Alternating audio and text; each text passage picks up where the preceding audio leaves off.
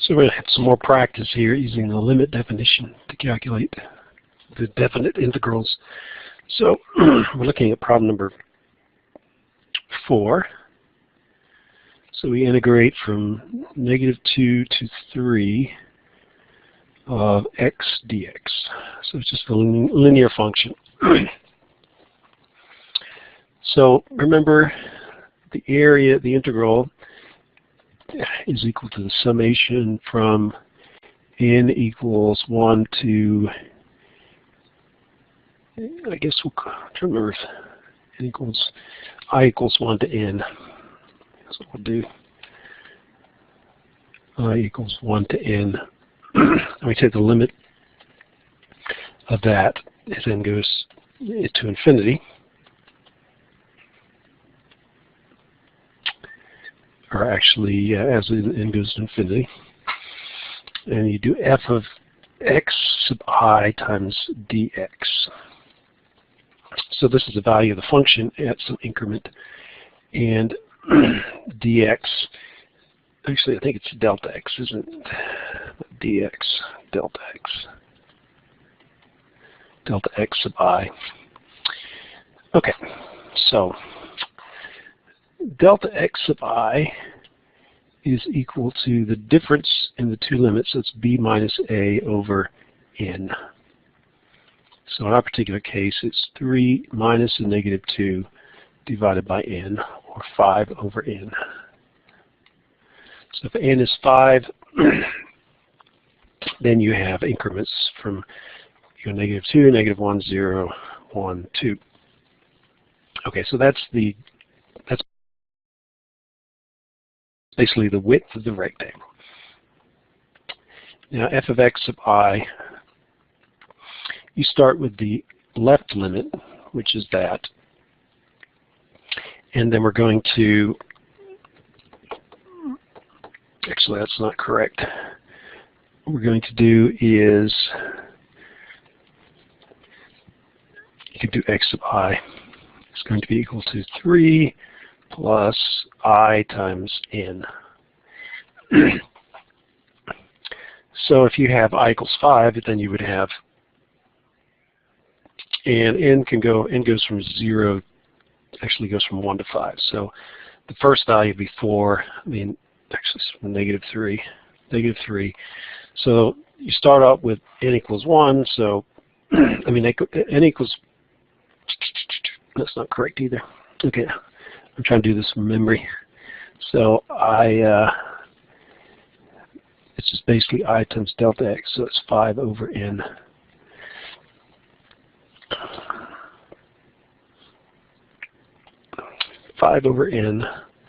Okay, so when n equals, I equals 1, and let's say n is 5, okay, so that's what we're doing. N is 5, we're going to break it into 5 parts. You have 5 divided by 5, which is 1. So you have negative 3 plus 1, negative 3 plus 2, negative 3 plus 3, negative 3 plus 4, and negative 3 plus 5. That'll give you all the values of x. So then you evaluate the function at those values of I. Our value is x. So the function is negative 3 plus 5I over n. So that's the x the value of the function as we go between the beginning and the end of the interval. So now we just plug everything in. So we say we take a limit as n goes to infinity of the summation from I equals 1 to n of f of x sub I, which is negative 3 plus 5I divided by n. So that's the function. That's f of x sub I. And then you multiply it by delta x, which is 5 over n. And you can break that down into 2 parts. So we can do it, take the summation from I equals 1 to n of the first part. So you distribute this 5 over n. So you get negative 3 times 5, which is negative 15, divided by n. And then you add the second summation, I equals 1 to n of 25 over n squared times I. So we do each one of those separately. And if you go to page, let's see which page is page 260, you'll see that the first equation says the summation from I equals 1 to n of c, which is a constant, is just c times n. So the first part, the first expression is just negative 15 over n, which is the constant, times n. So we multiply it by n. So we've gotten rid of the summation sign. The second part, 25 over n squared is, for a given value of n, it's the constant, so we can take that outside. And then you have the summation of I from I equals 1 to n. And if you look on there, in the table on page 360, theorem 4.2, you get n times n plus 1 over 2. Now, we kind of simplify things, so we can cancel out the n's.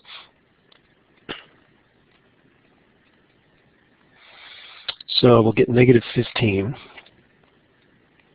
The limit as n goes to infinity of negative 15, which is just negative 15.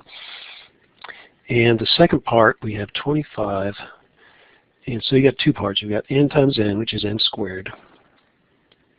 And the second part is n times 1, which is n. And those are divided by n squared. And we'll move the 2 out here like that. So we'll do all the constants that way. And then we can simplify it. So I'm not ready to take the limit yet. So I get negative 15 plus 25 over 2 times 1 plus n over n squared, which is just 1 over n. So I get 1 over n. So n squared over n squared is 1. N over n squared is 1 over n. Okay, so now you can take the limit as n goes to infinity, and what happens is all the terms that have 1 over n or 1 over n squared, 1 over n cubed, they all go to 0, because when n gets very large, you get 1 over a very large number, which approaches 0. So actually I don't need to put the limit. I'm going to take the limit now. And so all we have left is negative 15 plus 25 halves times 1 plus 0. That part goes to 0. So you get negative 15 plus basically 12.5, which is negative 2.5, if I did it all correctly. Now, we'll find out later that you can do this integral another way. So we go from negative 3 to 2 of x dx. I think that was the problem, wasn't it? Negative 2 to 3, sorry. Oh, I did the actual. I messed up there. This should be negative 2. So that's negative 2. That's negative 10. So everywhere there's a 15, we need to make it to a 10. So change that, change that, change that, change that. So that becomes 10, 10, 10, 10, 10. And actually this goes from negative 2, not to negative 3. I don't know why I did that. Negative 2. Okay.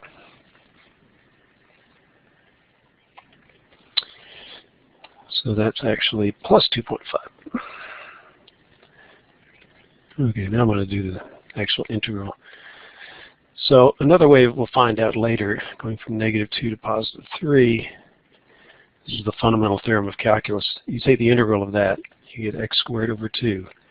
And then you evaluate that between these two limits.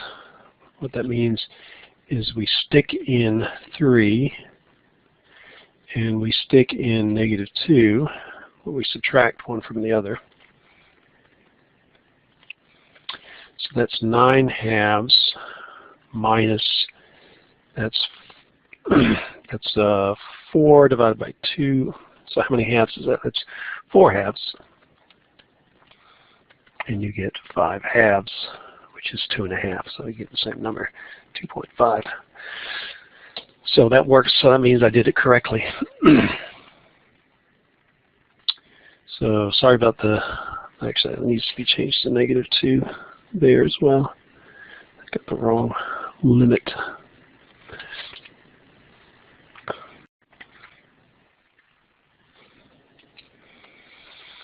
Okay, we'll move on to number 5. And the integral is from -1 to 1 of x cubed dx. So what you're going to use the limit, what the heck is called, definition. Limit definition. So again, we figure out what delta x is. Well, first we say that this is equal to the limit as n goes to infinity. So we make this rectangle smaller and smaller. Summation from I equals 1 to n. So this is adding up the individual rectangles. We have f of x sub I times delta x sub I. In our case, delta x sub I is just delta x, and it's the difference between the two limits divided by n. So that's 2 divided by n. So that's our delta x. As n gets to infinity, this gets smaller and smaller. The widths get smaller and smaller, but the number of rectangles becomes larger and larger. Okay, then you do x sub I, and you take the lower limit, and you add delta x times I.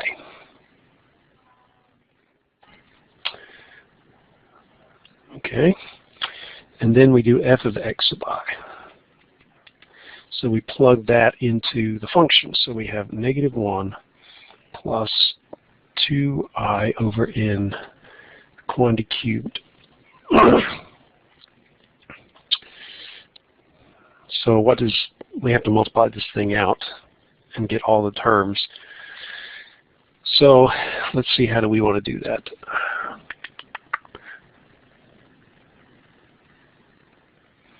Well, let's just multiply it out. Let's just do it the long way. So you have -1 plus 2I over n times -1 plus 2I over n times -1 plus 2I over n. So that's the same thing as cubing it. So we use FOIL to do the first part. So -1 times -1 is +1. And then we get a -2 and a -2, so that's -4. -4I over n. And then multiplying the last two terms together, we get 4I squared. This is not I like imaginary number, that's just the counter, over n squared. 4I squared over n squared. Okay, then we have to multiply it by -1 plus 2I over n again. So we're just going to do each one first. So you're going to get -1. All we're going to do is change the signs because we have a -1 times that. So it's plus 4I over n minus 4I squared over n squared. So that's this. And then the second one, we'll end up with 2I over n plus -4 times +2 is -8. So we get -8I squared over n squared. Okay, and then the last terms, we get +8I cubed over n cubed. And I think we should be able to combine two of these. We have 4I over n plus 2I over n. So 4 plus 2 is 6 plus 6I over n. Then we have -4 minus 8 is -12. I squared over n squared, and then we have plus 8I cubed over n cubed.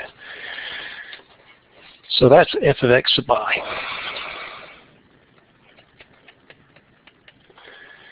Okay, so now we put it together. So you get the summation, actually the limit as n goes to infinity of the summation of I equals 1 to n of the value of the function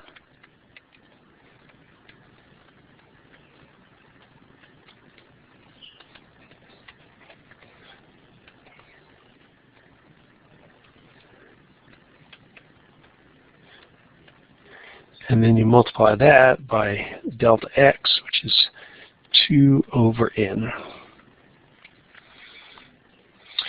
So what we'll do is we'll multiply this out, and then we'll create 4 summations. So it's going to probably take more than one line to do this. Limit as n goes to infinity. Okay. So we'll have the first summation. Summation from I equals 1 to n of negative 1 times 2 over n. So you get negative 2 over n. Okay, the next one is 6I times 2, which is 12I. 12I over n squared. And that's I equals 1 to infinity to n. The third term has a negative sign. So it'll be negative 24 I squared. Oh, forgot the summation sign there. So we have the summation from I equals 1 to n of negative, oh, it's negative. We're getting the negative there, so it's 2 times 12 is 24I squared over n cubed. You can see the pattern that this is squared and that's cubed. And then the final one will be 8 times 2, which is 16. So we have the summation from I equals 1 to n of 16. And we have I cubed over n to the 4th power. Okay, now you go back to that table on page 260 and you evaluate those terms.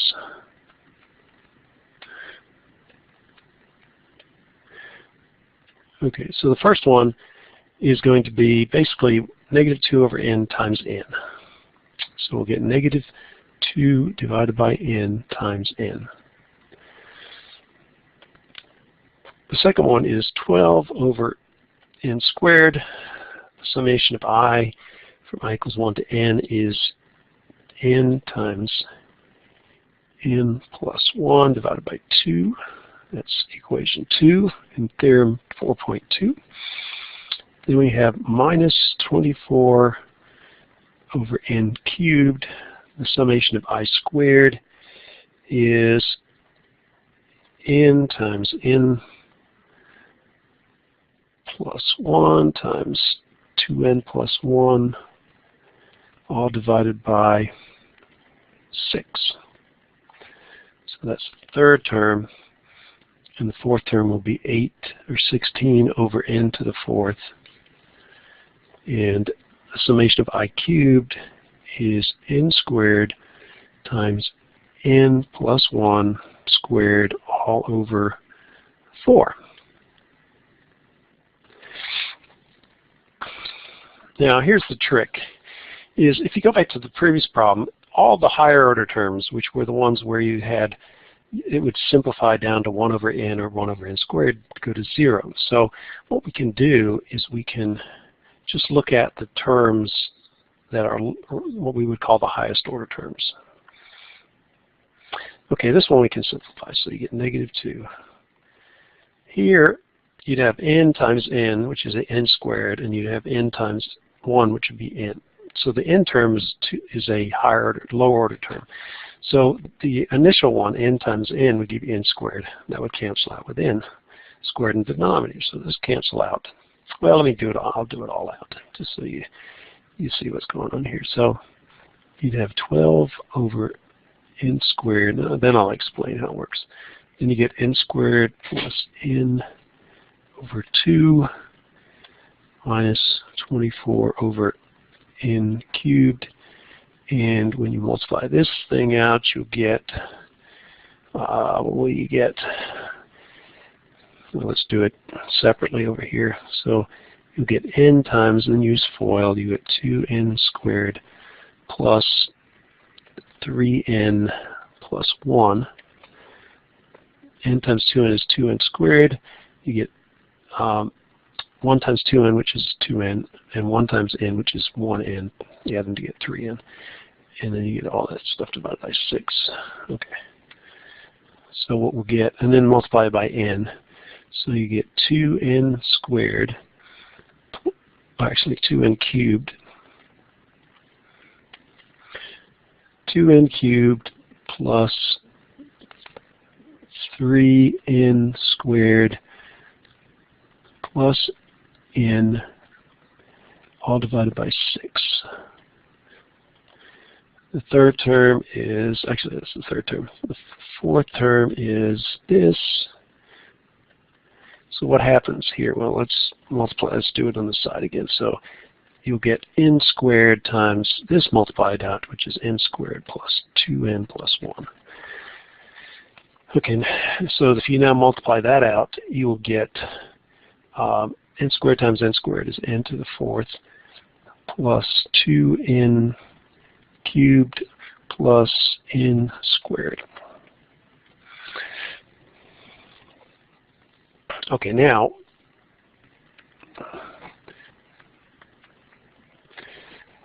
first term still stays -2. When you multiply this out, you will get, well, 12 divided by 2 is 6. So we'll get plus 6n squared divided by n squared. That's the first term. And then you'll end up with 6 times n divided by n squared. Okay, go to the next one. -24 over 6. And we'll get 2n cubed over n cubed. 2n cubed over n cubed. We'll get 3n squared over n cubed. 3n squared over n cubed plus 1, just n over n cubed. And the fourth term will be 16, and then you'll multiply that by n to the fourth over n to the fourth plus 2n to the cubed over n to the fourth plus n squared over n to the fourth.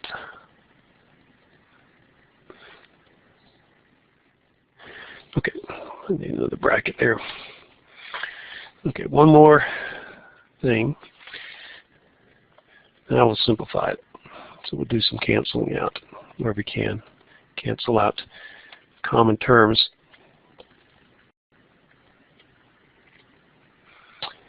So you get -2 plus 6 plus 6 over n, because you can cancel out one of the n's. Then you'll have -4 times 2, just times 2, plus 3 over n plus 1 over n squared. Okay, cancel out one of the n's in each one of those, cancel out n squared. And then you have -16 times 1 plus 2n, 2 over n, because you have n cubed divided by n to the fourth, so that just becomes 2 over n plus 1 over n squared. So what's going to happen is when n goes to infinity, this is going to go to 0, this will go to 0, this will go to 0, this will go to 0. So those are what I'm calling the terms that have the drop out. So we'll go back and we'll show you the short way of doing it. So the answer is going to be now -2 plus 6, and you have -8. I think I got a sign wrong here somewhere, don't I? I think, was it negative or not? Yeah, that was positive. Positive, positive, positive. Okay. So then you have negative 4 times 2, which is negative 8. Then you have plus 16. So we do that, and you'll get negative 2 plus 6 is positive 4. Positive 4 minus 8 is negative 4. Negative 4 plus 16 is 12.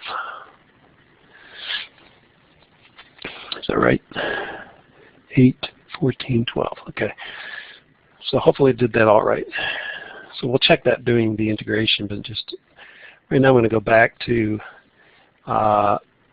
this point right here.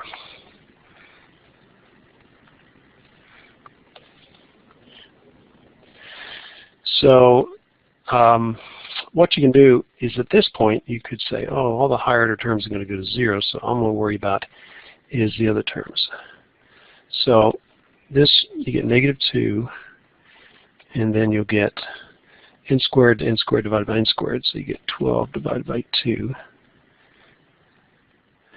And then we'll get 24 divided by 6, because, and then but you also have a 2 there. I forgot the 2, because there's a 2 from there. So you get 2 n times n, which is n squared, times n 2n, which is at 2n cubed. So you get a 2 up there, and then you'll have 16. You get n squared times n squared, which is just the highest order part. The n squareds cancel out, so you get 16 over 4. Did I leave the 4 out somewhere in here before? Yeah, I left the 4 out somewhere. So that's 4. And that's 4.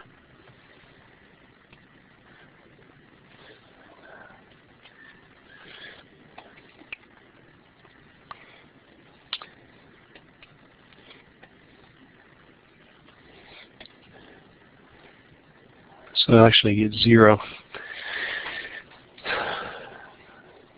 Okay, so the answer is actually 0 because I left 4 out in there. So what you're seeing is that you got to really be careful about everything. Okay, so when we have negative 2 plus 6 minus 48 divided by 6 is 8. 16 divided by 4, and you get 0. So you could do that without having to do all that extra stuff. Now the easy way, the way that we use for the rest of the semester, negative 1 to 1 of x cubed dx. So what you do is you integrate that. You get x to the 4th over 4, add 1 to the exponent, divide by the exponent, and you do this evaluating the upper and lower limits. So you say 1 to the 4th divided by 4 minus negative 1 to the 4th divided by 4, and you get 1/4 minus 1/4, which equals 0. So that way we know we've done this thing correctly.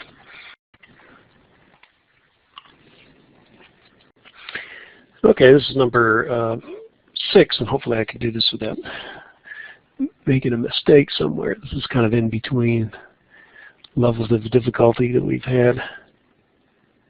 So we integrate from 1 to 3 of 3x squared dx. Okay, take a deep breath, take a drink of Coke, and let's see if we can do this. Okay, delta x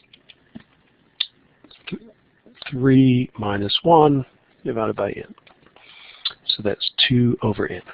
3 minus 1. Okay, x sub I is 1, the lower limit, plus delta x times I. And then the value of the function, f of x sub I, is going to be equal to 3 times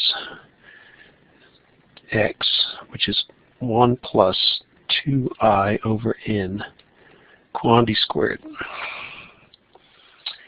So now we can plug into our definition. So it says that the area is the integral is the limit as n goes to infinity of the summation from I equals 1 to n of f of x sub I, which is 3 times 1 plus 2I over n squared, times delta x, which is 2 over n.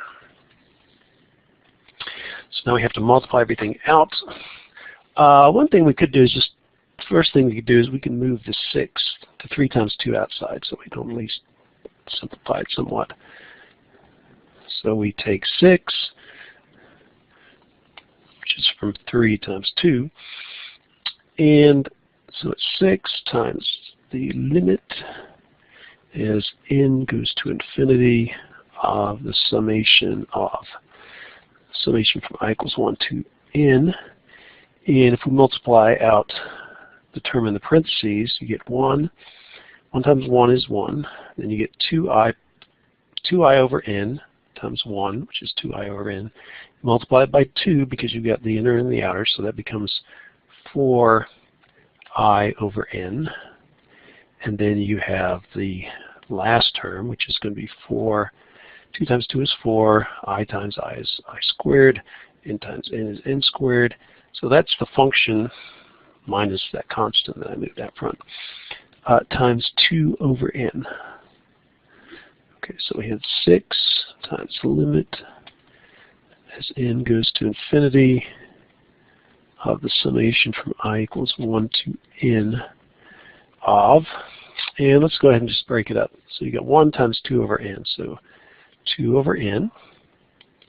Then you have the second summation, I equals 1 to n, of 2 times 4, which is 8, so you get 8i divided by n squared. N times n squared, I times 1 is I. That's the second term. And the third term is I equals 1 to n of 2 times 4 again is 8. In this case we have I squared, but we divide by n cubed. Okay, so now we can apply those formulas for the summation. So this one, the first one is just 2 over n, and the summation of 1 times the summation of 1 from I equals 1 to n is just n. The second one is 8i over n. Actually, not 8i, because that was what we're summing. You get 8 times that equation, so we go to page 360. And equation number 2 says it's n times n plus 1 over 2. And the third term is going to be 8 over n cubed. And then you're summing I squared, which is equation number 3, and we get n times n plus 1 times 2n plus 1, all divided by 6. Now in this case, I'm going to take the higher order terms only. So all I have to do is find out what the terms are associated with the n squared terms. And that should be n squared right there. So the first term, so we take 6 times the limit as n goes to infinity. Well, the first term just becomes 2.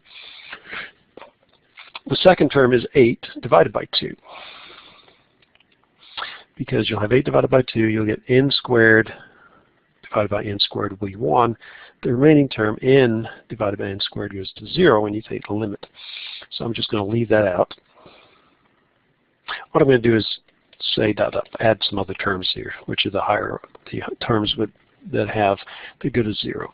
And then you take the third term, which is going to be plus 8 divided by 6. 8 divided by 6, and you'll have n times 2n, so you'll get a 2 from there. But you'll end up with n cubed, which will cancel out with n cubed, and all the other terms that are n squared in the numerator, n and 1, all go to 0, so you don't have to worry about those. So we have 6 times, well, these are now just numbers. These higher, I don't know what really call them higher order terms, the lower order terms are going to go to 0. So what we have is 2 plus 4 plus 16 sixths. And so what is that? 6 times That's 6. So you have 36. 6 is 6 plus 16 over 6. So that's 52. Well, the 6 cancel out, so I can cancel those out. We just add the numbers, and we get 52. Okay, let's see if it's right. Hopefully it is. So the way we normally do this is we take 3x squared dx. We're going from 1 to 3. So you integrate that, you get 3x cubed over 3. So when you integrate x squared, you get x cubed over 3. 3's cancel out, and we evaluate that between those two. So what we'll get is, it's not going to work out. Okay, well anyway, let's see what it is. So you get 3 cubed minus 1 cubed, which is 26. So for some reason we're half of what it should be.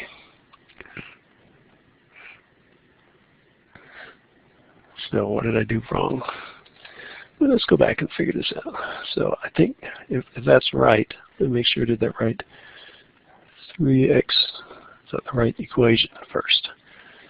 3x squared dx, 3x squared dx, x cubed, okay, so that's correct. So I need to go back and figure out what I did wrong.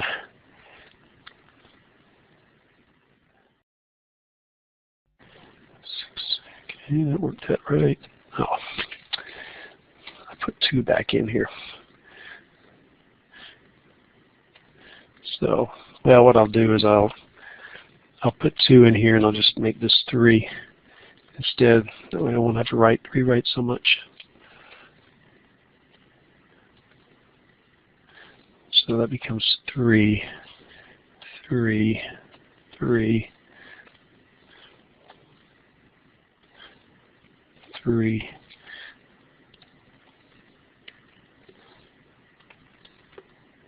And so when you multiply by 3 instead of 6, you get 26. So that's the answer. And then the short way is 26.